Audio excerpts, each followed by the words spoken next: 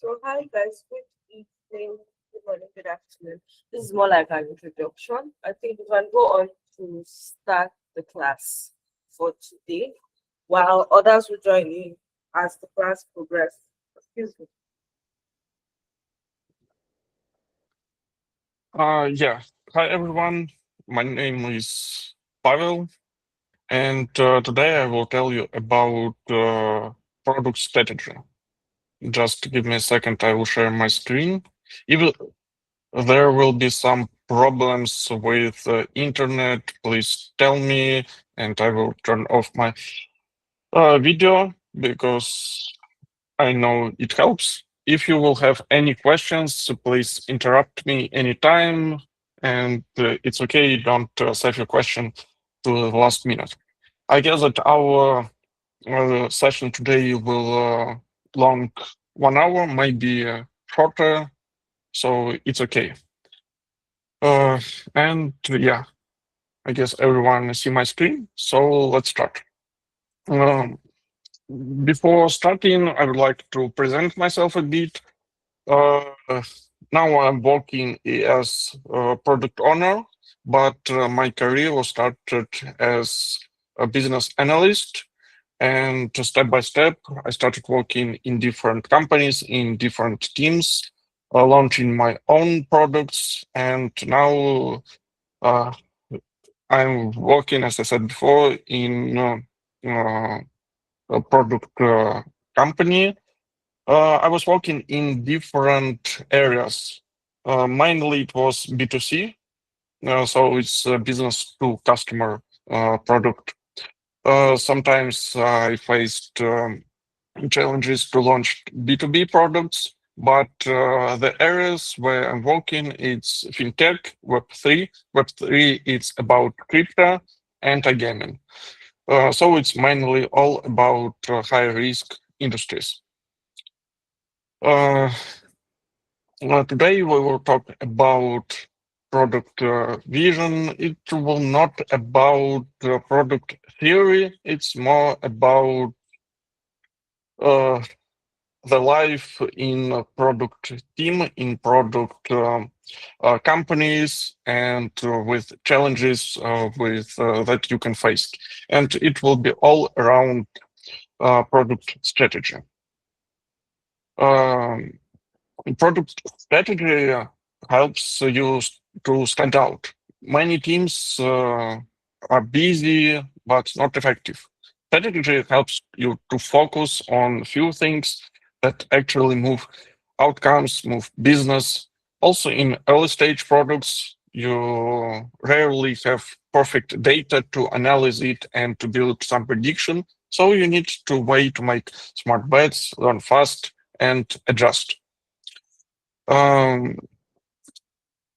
about our agenda, we will talk about what is product strategy and what is not product strategy, how it is relates to vision, goals, metrics, about users and business needs, and some more interesting things that you might face in another sessions like prioritization, a roadmap, and so on.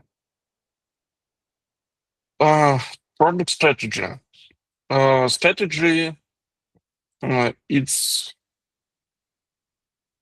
uh, not we want to grow. Strategy is about grow where, from whom, by doing what, while saying not to other options.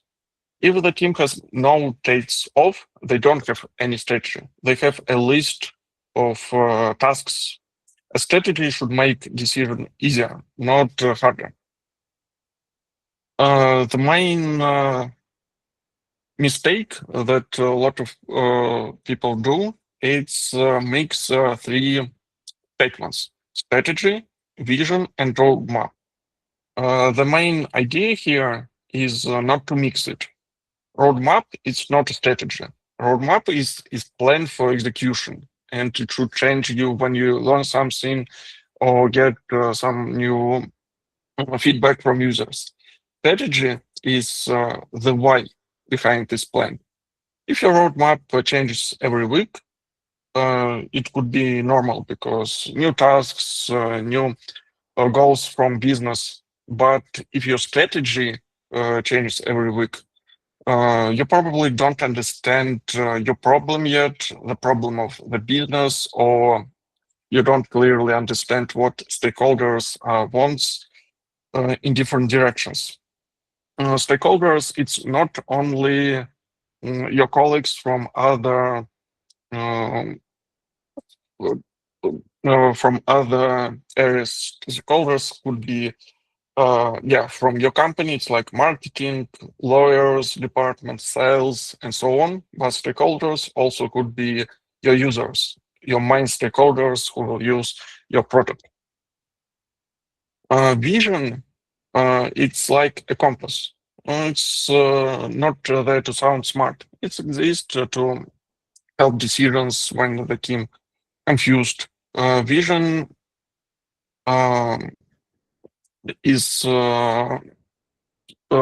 vision should be simple and enough people to remember it. If the team cannot repeat the vision from memory, it's probably too complicated.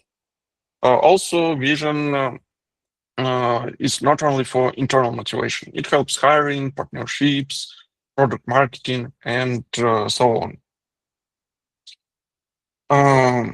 Let's go on and see what. Just give me a second. I will check the next.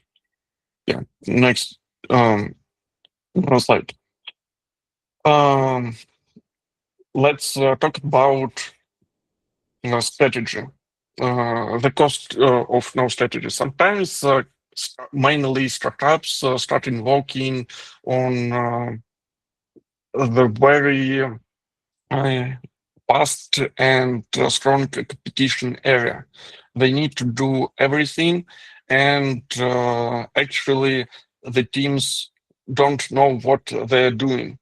They do one tasks, another tasks, and without clearly understand what go on, developers just engineers finishing one task, then another task. Sometimes they're working without weekends, and at the end of that's all, the company faced some problems because they released features, users don't use them, the product team don't have enough time to evaluate what was going on. They just create new features, and as the result, the company could be closed or have of like money, investments, and faced with dark times and big difficulties.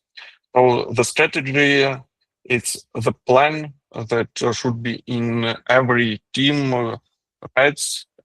And when you plan sprints, when you build some new product, add some new features, it always should be correlate with product strategy.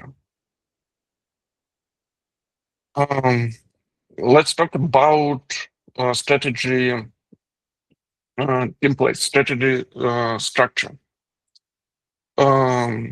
Mainly, it's about user outcome approach, and if you skip one part, you can have problems because to have unique approach is very important. Unique approach, it means something that will make you different from other companies. Why it's important? Because a lot of organizations could have same goals, but if you will have the same goal, you can build the same product. And if you will have built the same product, it will be difficult to attract the audience. You need to build something unique. So your product strategy should be the mirror what you're doing. and your approach makes your product different. It could be there could be different examples. I guess everyone knows Uber, and they have different competitors. To be honest, I don't know from what cities, countries you, but I guess that in every local market there is some analog of Uber that offers some unique offers for audience, for users, and they have another product strategy.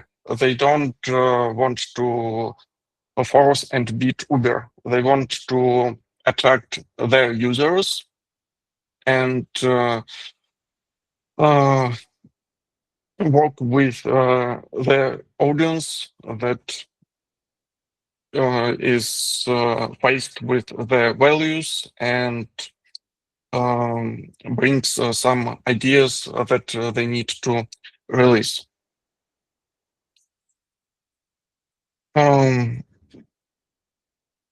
Well, when we created a vision template, as I said before, we can see it like one sentence.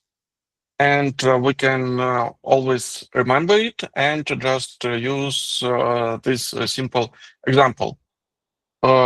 User for whom we do this product, who will order taxi or order the food, what we enable, what outcomes, and how we will do it, what approach we offer to the market, to the users. So, for example, in EdTech, it's some educational platforms. A strong approach can be mentorships, cohorts, accountability, projects or special partnerships that helps for students and for the company. There is also be important about weak visions. Weak visions sound nice, but don't guide product choices. If your vision is be the best, then almost any feature can fit. That leads to cheap and to house. A better vision is specific. Portfolio in 12 weeks or small weekly wins. Now you can evaluate futures. Does this help weekly wins? Does this portfolio competition? When the vision is clear, strategy become easier because you can easily say no with confidence.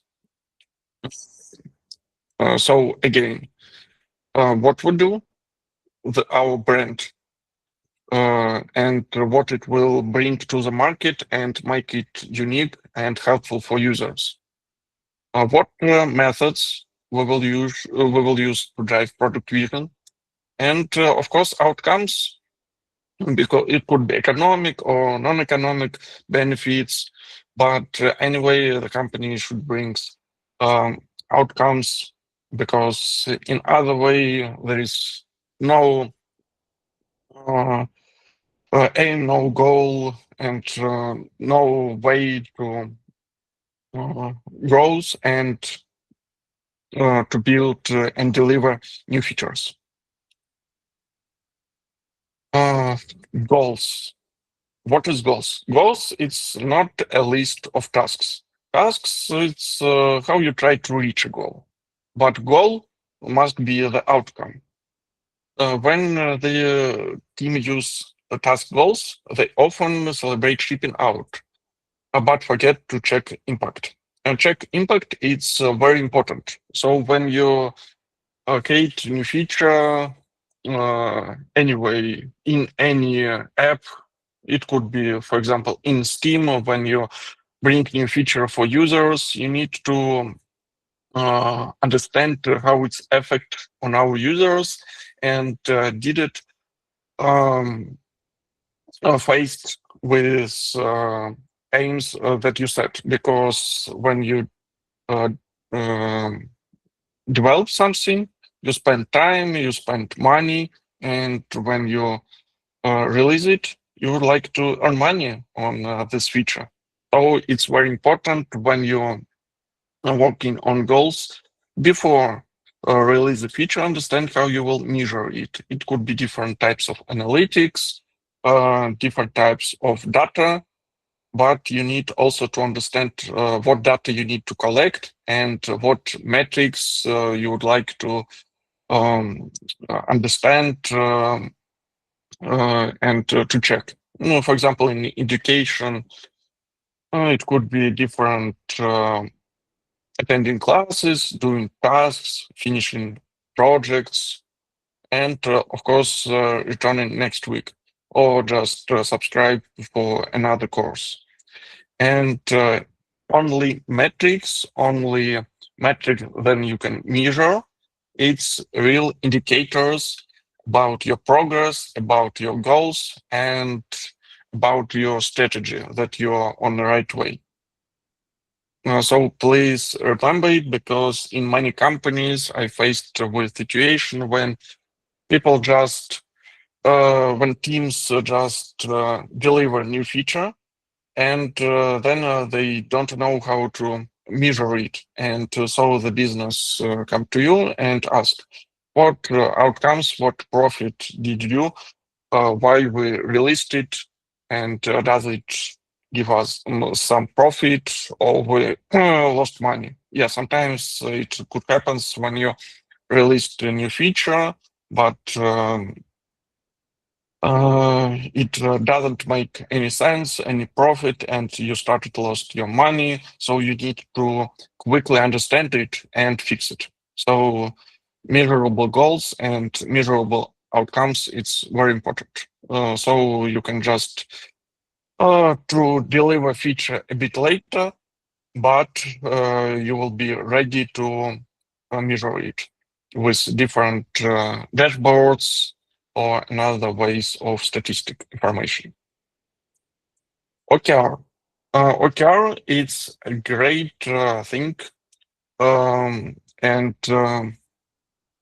I think to understand what initiatives in your project strategy, in your roadmap, and to understand how to build the business better, and what goals will set for different teams.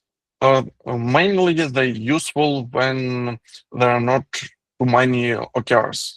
One big objective per team is usually enough. Key result, it's not activities, it's proof. If you hit the key result, you achieve the objects. If you don't hit them, it's not failure. It's just learning. It's a new challenge. Then when you fail, you ask, was our strategy wrong? Was execution wrong? And what we need to change? Mainly when I work in companies, OKRs sets for a quarter and for the year.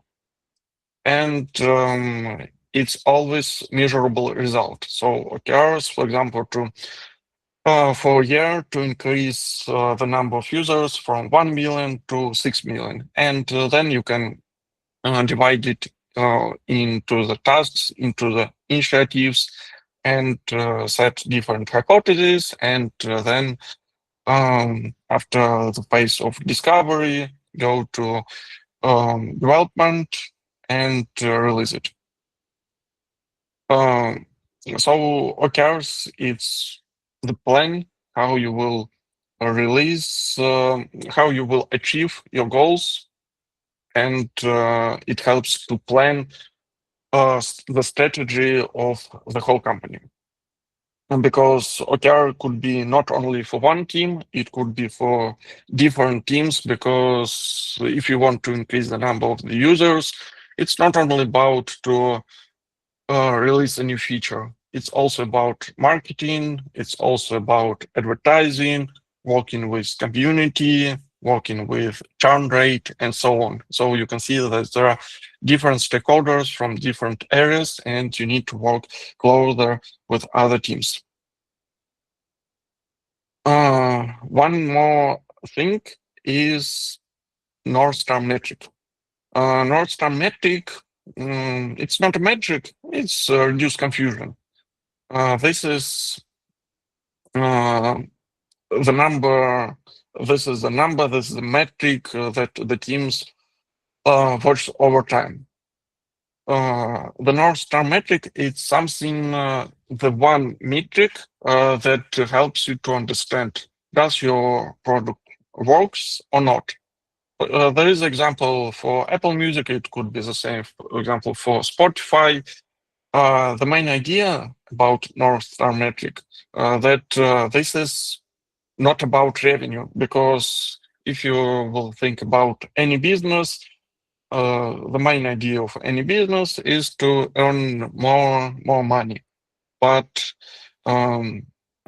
North Star metric, it's something not about economic, it's more about behavior, it's more about users. So it's built based on different input metrics that can unite them in one basic metric. And it's also important to remember that sometimes it's very difficult to understand what the North Star metric of your product, and you will choose and rename it every month, every quarter, but finally you will find it. So it's not a problem if you pick up a wrong North Star, but just remember it that you need to find it because it helps you to optimize the user's behavior. Mainly, the North Star metric is chosen when the product strategy is setting. So when you started the business, when you started your own product, you need to understand what the main goal for our users, what they will do on our product. The metrics in general helps to operate your day-to-day. North Star is on the top. Inputs are the things you can actually change week by week. Guidelines are important because teams can gain metrics. For example, you can increase signups by promising too much, but then churn increases and trust drops. Guidelines protect the brand and the long-term missions. Also, in every product, there are tons of metrics, and it's important to understand which one of them useless, which of them useful. And yeah, any questions? If no questions, could you please turn off microphone?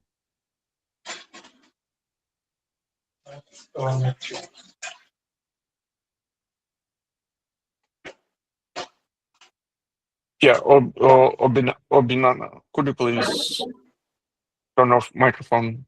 There is some backgrounds noises. Thank you. Yeah, there was a question on chat. While we don't go far away from metrics, okay,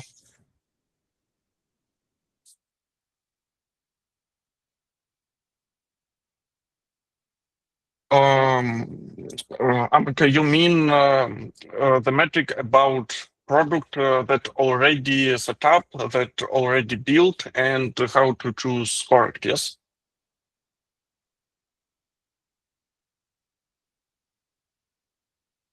Yeah. Overall, when you already launch the product, it could be, you can just choose, for example, firstly, very simple metrics to understand just from from the top to the down. For example, if you're working with users, you need to understand or mainly you build the product for someone besides yourself, and you need to understand how users are registered, how they feel information about themselves, and how they convert in useful action, convert in some subscription, convert in some buying products, and mainly, I'm not sure. Maybe they will. You will tell me. I guess that you will have the meeting about CGM. It's customer journey map. If not, we will have one more session with me next week, and I will tell you more about customer journey map. Customer journey map. It's the map for users. You can just imagine your product. Just okay. Let's take again Apple Music and or some Spotify, and there are different screens. First screen where you register, onboarding, then register or log in, then choosing your preferences, building your playlists, building starting listening the music, using search, and based on every action, you can measure it. But sometimes you don't need to measure how people use, um, um, for example, building playlists. It doesn't matter for you how many playlists people have.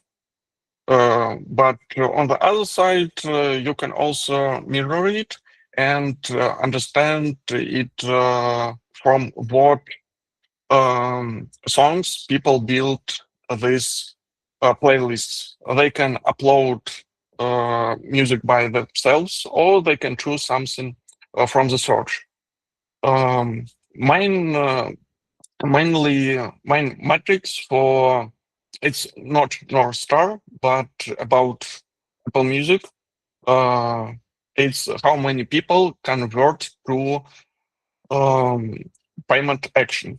Because yeah, there is some promo codes, there is some trials, but if user will go to trial version, then um,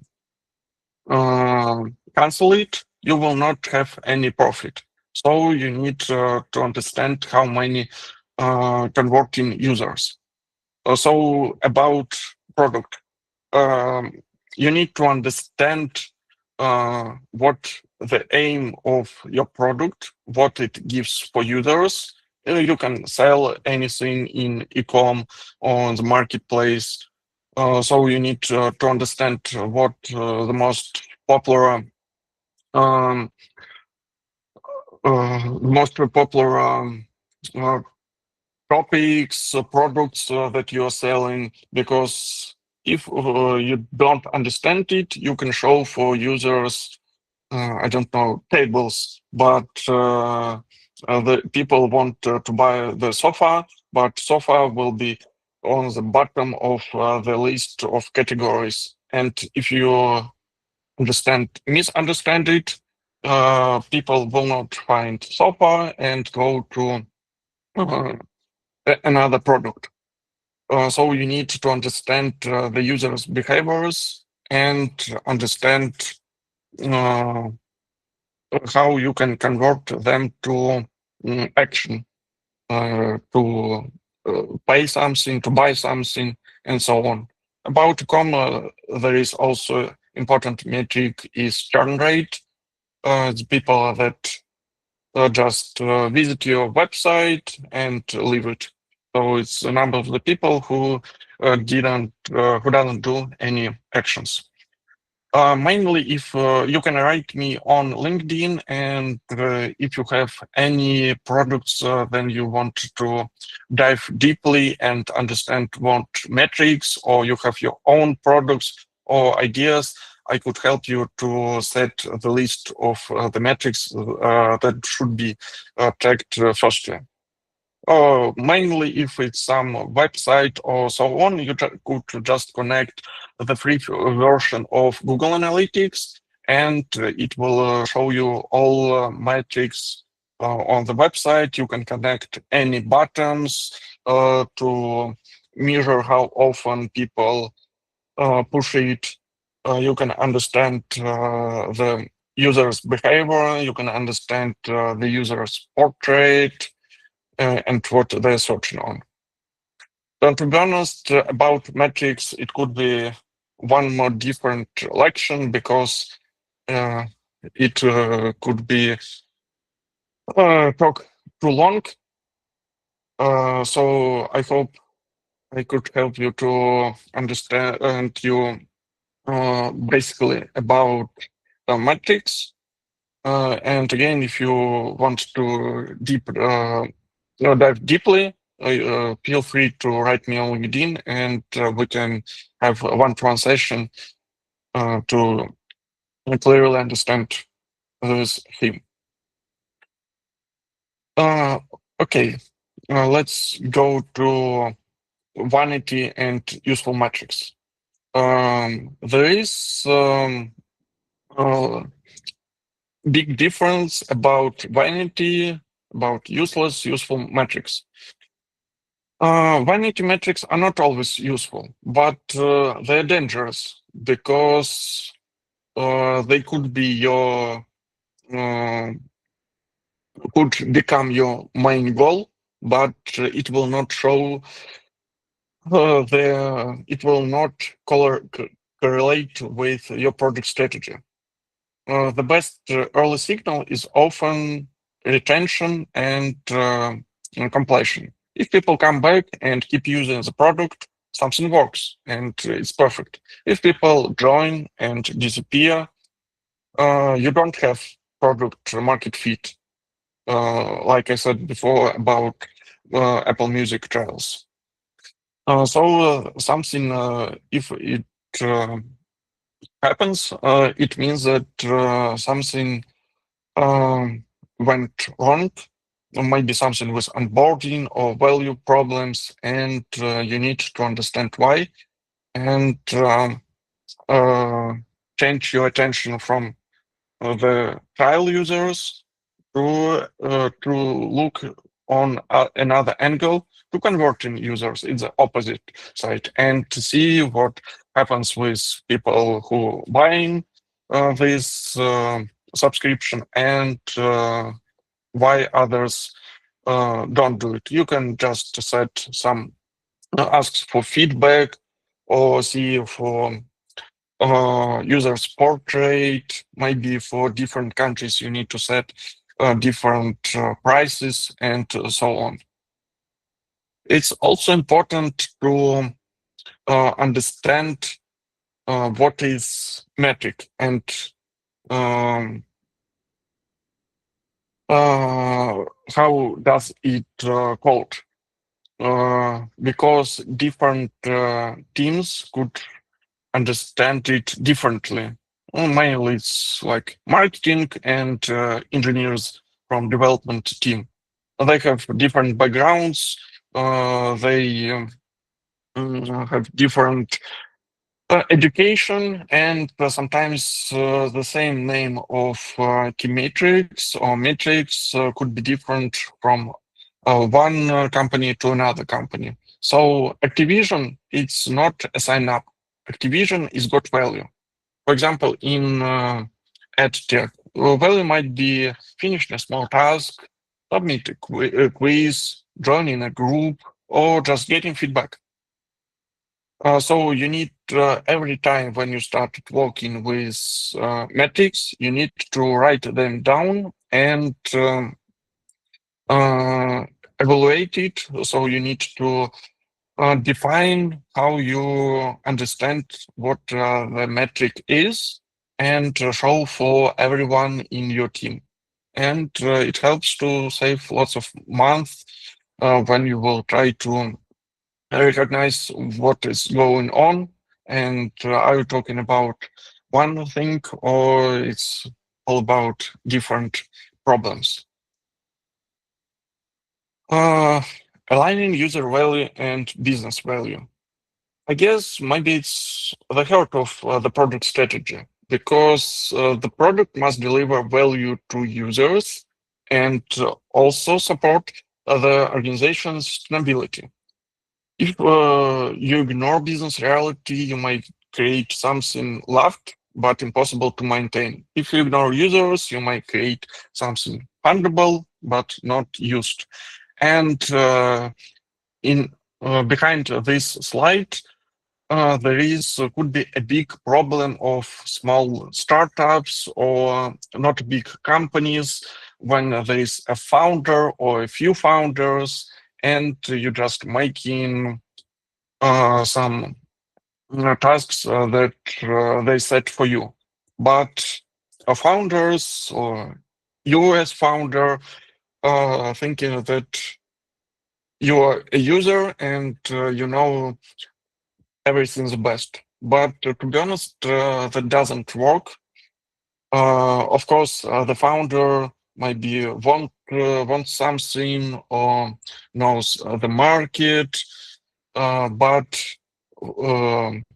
the main mistake, founder, it's not all our users.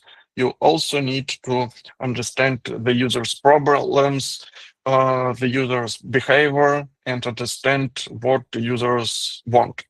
And for this, I guess you will have another meeting. You need to set different um, you need to collect feedback from users to understand the market. You need to set a research, collect different feedback from different websites, from your competitors, and only then you will understand what users want. There is also different tools that product managers, product owners use in their works. It's A/B testing. Again, I guess I saw this meeting in your roadmap of your education plan. When you testing different features, you just release two simple, different, but at the same time, same features. For example, it could be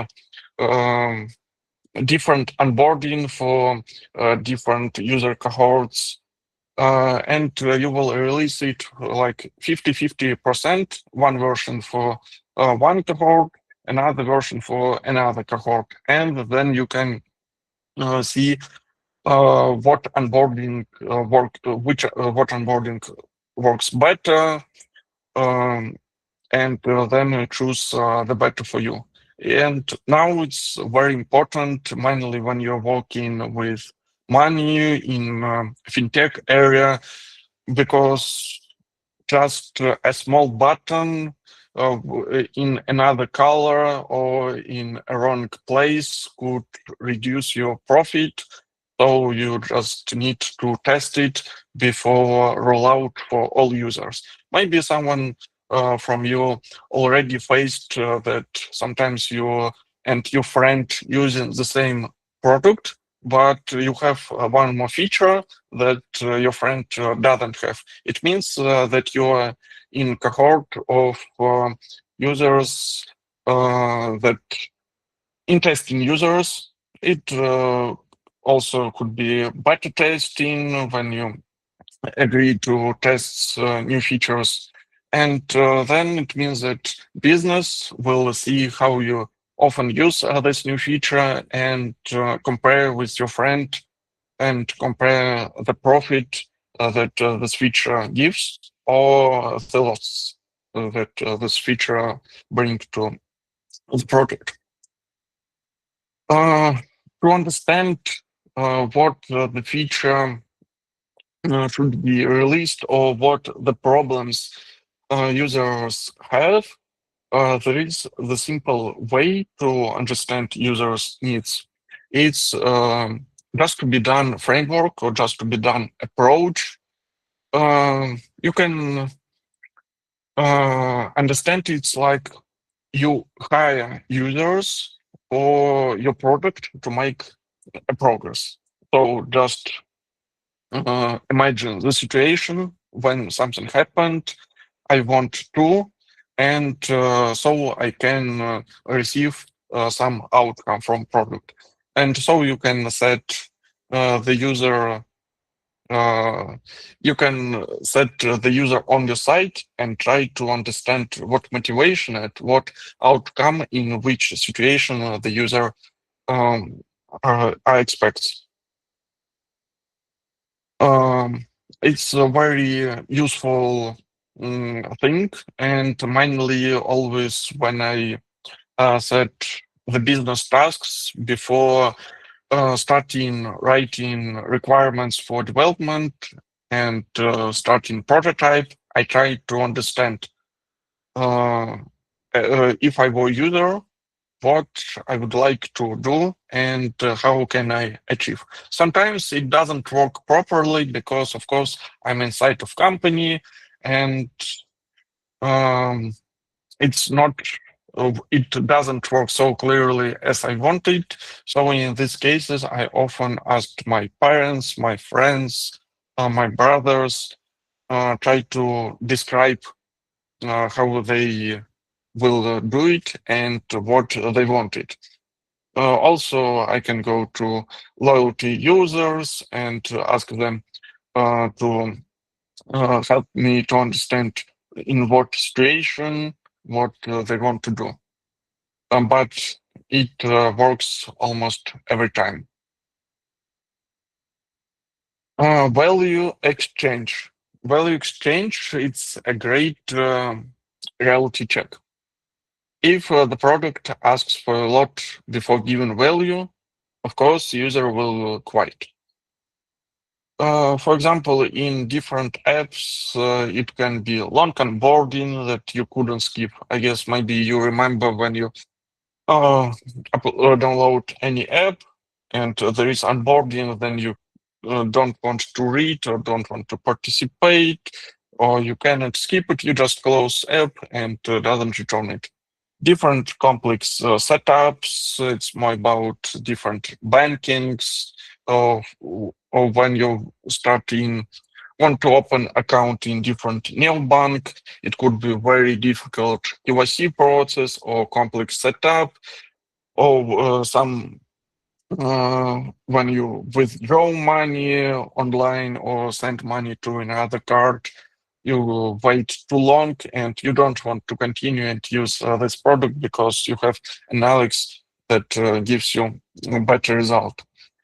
So the strategy should reduce time to value and increase the feeling of progress. Even small wins matter. It could be different badge, completed tasks, or just mentor message or message from the company team. And it's all about fast dopamine, because now we're living into this era when everyone has TikTok, Instagram, and it's all based on short time when you just quickly open Reels, list it, and just enjoy it. So when you build the product, just remember it. Don't do different difficult onboardings, complex processes. Just divide it into simple tasks and give some motivation for your customer.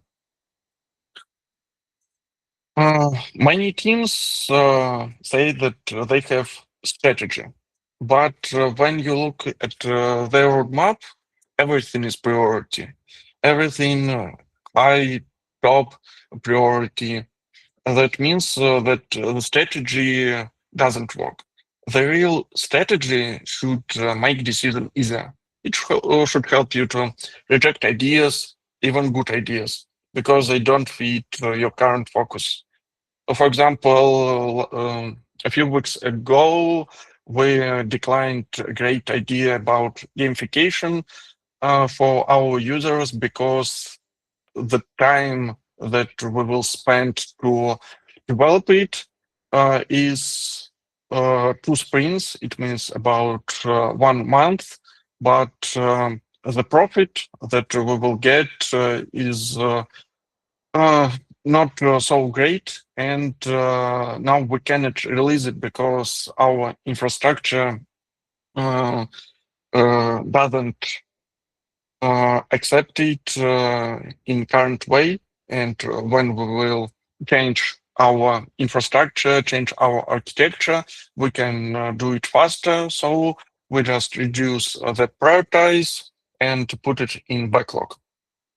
So if your strategy doesn't help you say no, it's not strong enough. Strategy is about concentration of resources. You cannot win by doing everything by the same time.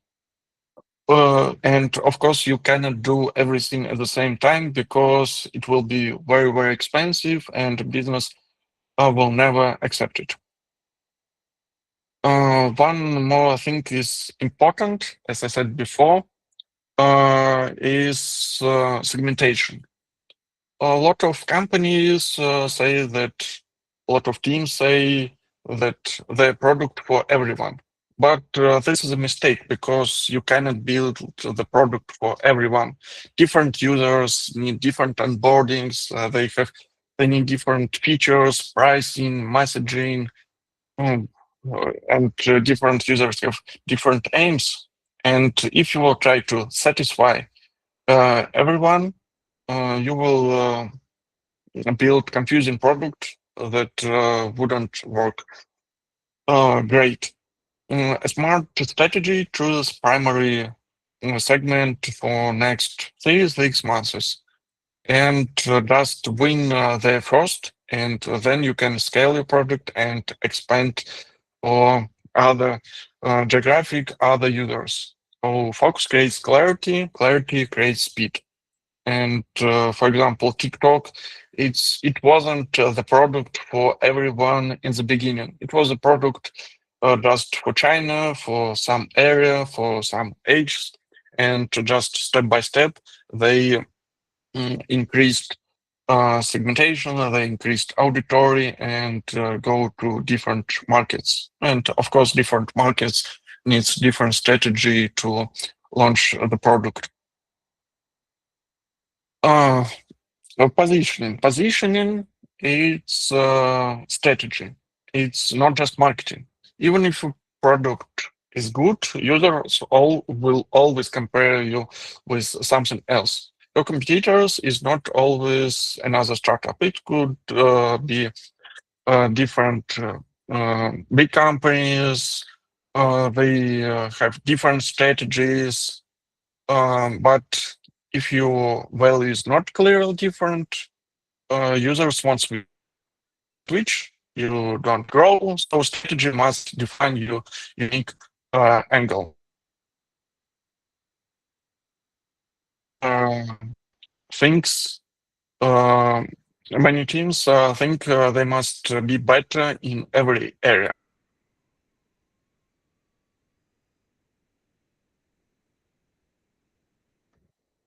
It's again unrealistic, and strong strategy says that we will win because of this. Maybe our advantage is fast onboarding. Maybe it's better retention. Maybe it's better price. Maybe it's better partnership distribution. But you must decide where you invest because you always have limited resources. It's not about only about money. It's also about teams. It's also about market and so on. So try to optimize everything, and it will leads to results.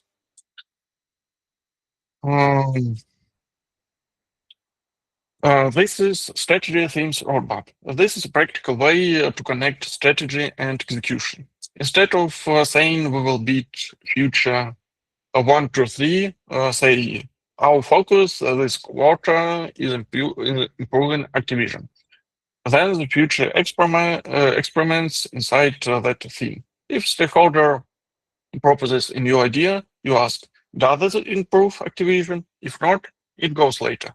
So It's a very simple way to protect your strategy, your roadmap, and your focus. Uh, Good prioritization is strategic thinking in action.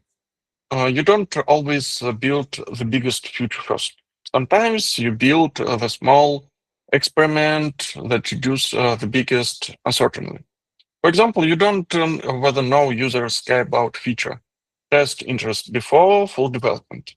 It's that I said before about AB experiments. You can also roll out product for just without AB for just for small cohort and understand does it work or not, and then you will scale it for others.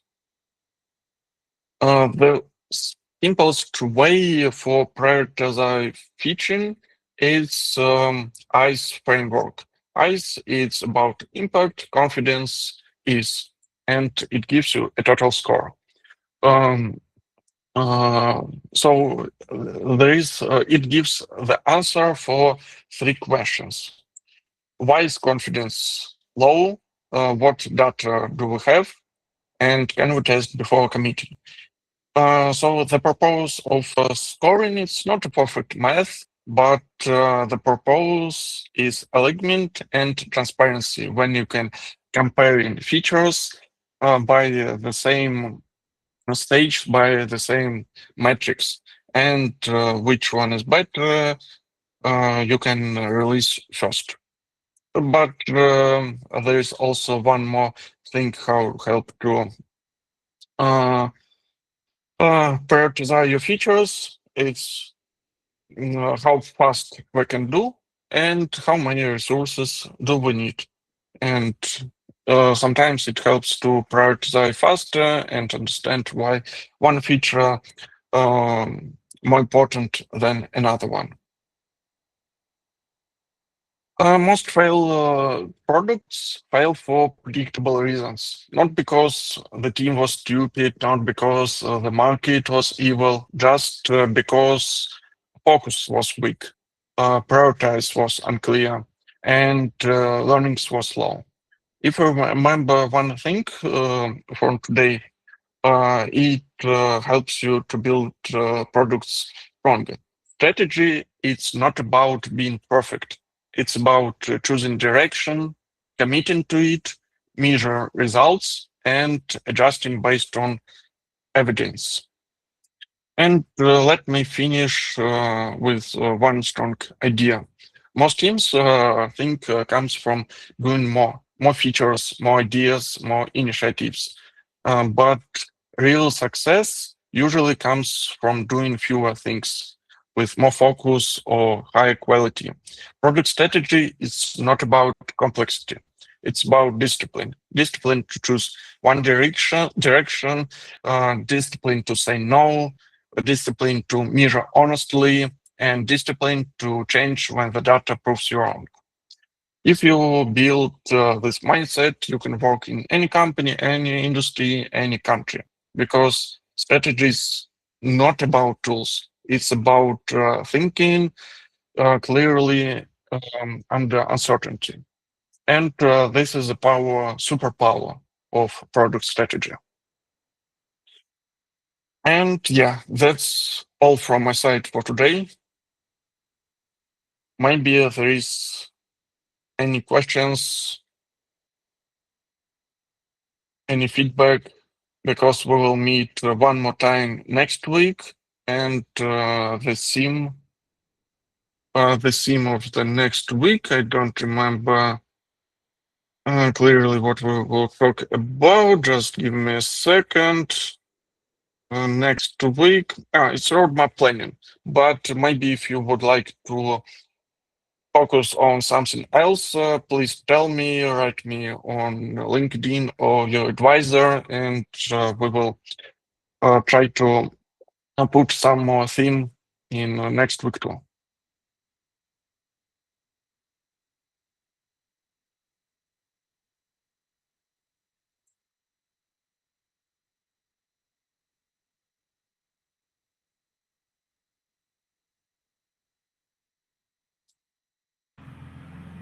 Hi, Pablo.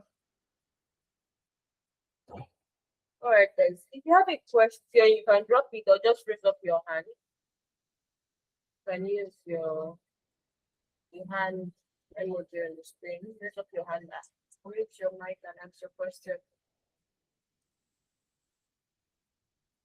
I guess that you will share this.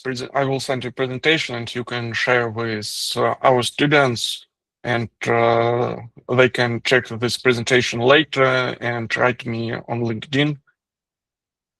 And I will ask for any questions, or we can set a meeting with anyone that you want one. So there's no problem. Oh, okay.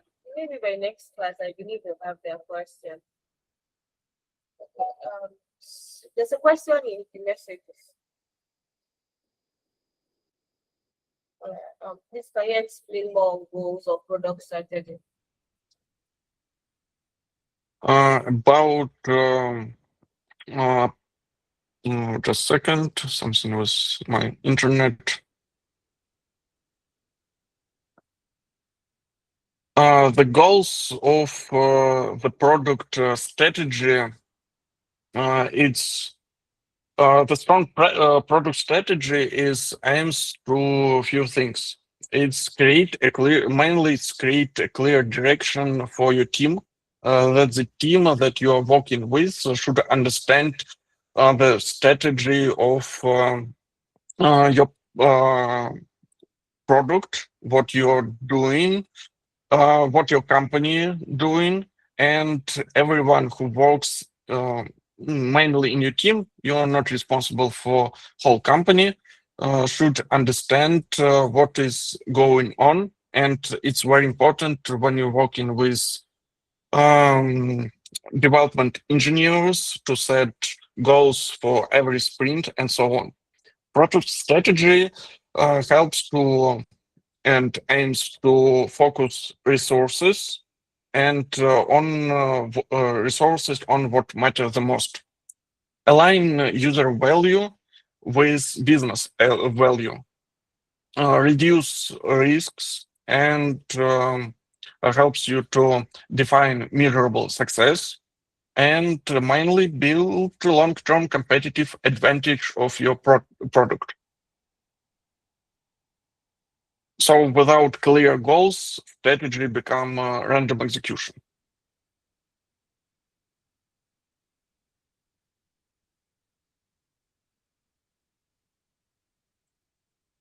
I also will mention more information about goals of product strategy next week. I will make just a few additional slides before we will talk about roadmap.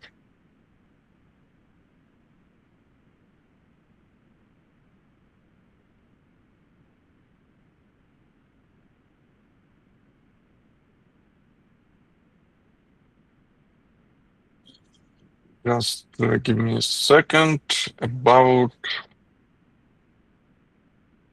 Spotify.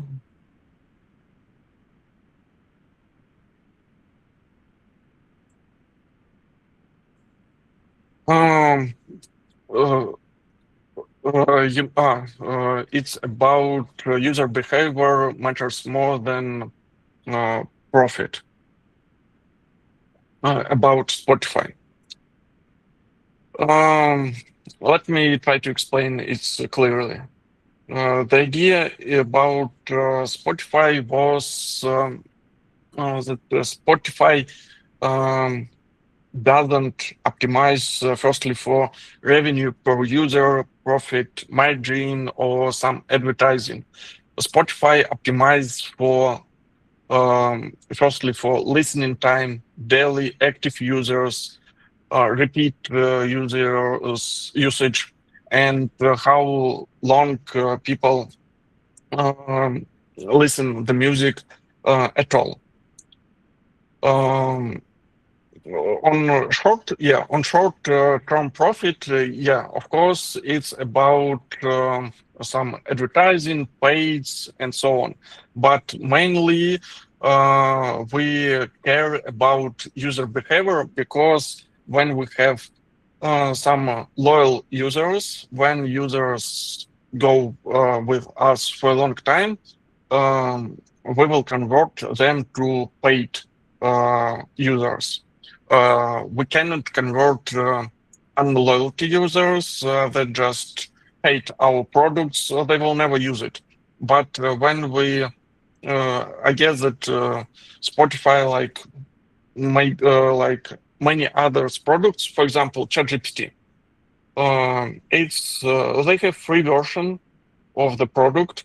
They didn't ask anything from users. It's free to pay, free to use. Yeah, of course they have subscription model, but mainly you can use it for free, and they need to build their product around their users, what they're doing, and make it more useful for them.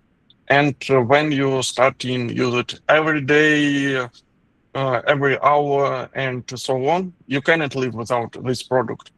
And when the ChatGPT OpenAI makes this product, for example, better than the competitors like any others like Gemini from Google and so on, when you already use this product every day for 1 month, 1 year, you will still continue using it. And now what does ChatGPT for earning money, for gain profit? They just put advertising, not for everyone, but for they're testing now, and soon everyone will see advertising in a free plan.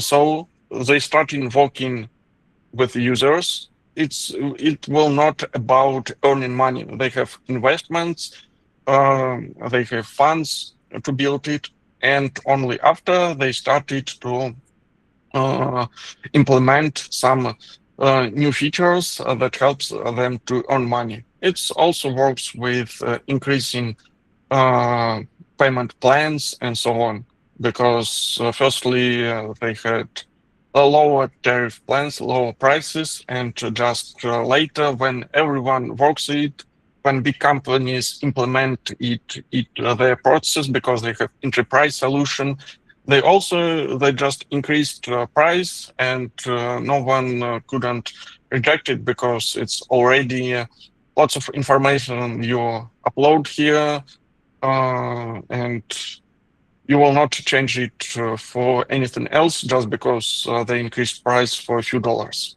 For one user, it's not so much, but in whole scale, in 1 million users, just imagine that the subscription was $5 and everyone could afford it. Then it started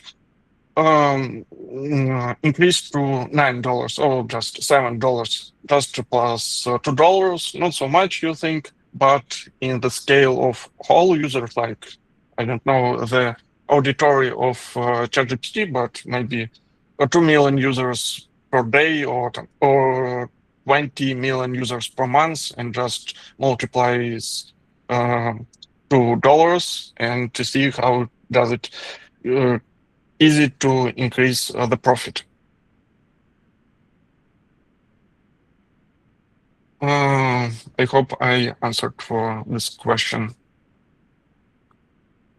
Vanity metrics view page. What do you mean about automobile metric? Could you please clarify a bit?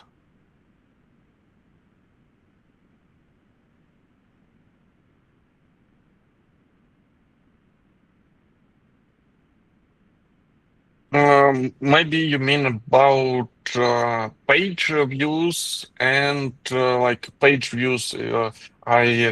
I mentioned that it was vanity metric, but conversion rate is not.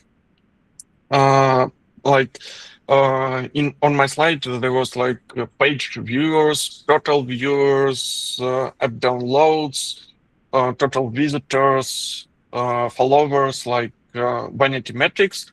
Yeah, I didn't said that in different products, of course, it could works different, but I put these metrics in vanity, in weak metrics, because they actually don't show value. They show activity, but not value for business, for product.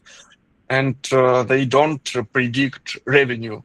So yeah, you can understand how users active, what users visit mainly, but you cannot understand, does it brings you value, does it bring profit for business or not. So mainly retention, conversion, revenue per users is stronger metrics than view page, than total visitors. Total visitors, for example, it's good metric for your website to investors, to tell them that you have a lot of active users, but for you, like a founder, owner, CEO, it doesn't help to understand how much money you earn because of these users.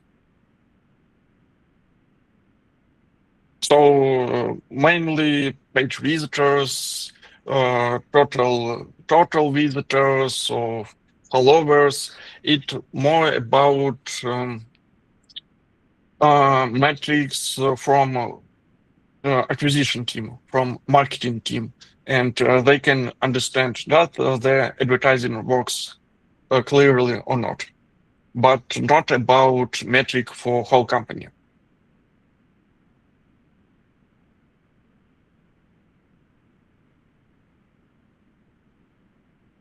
So it could helps to understand uh,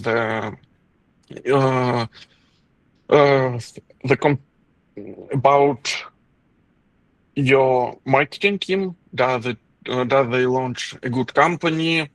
Do they everything good or not? But in general, to understand how your product works, it will not help.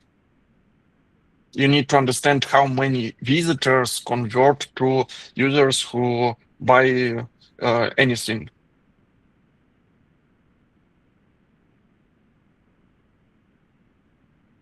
Yeah, I hope I answered for the question.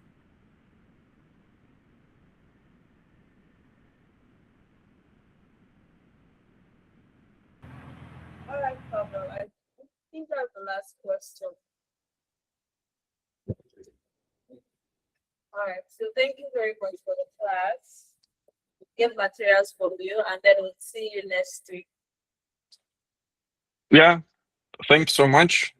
I hope everyone will come next week. And as I promised, I will put some slides about again product strategy and goals, just to remind what we're talking today. And then we will go to a new theme, roadmap. Thanks so much. Have a great Friday and upcoming weekend. Bye. Thank you. You too. Bye.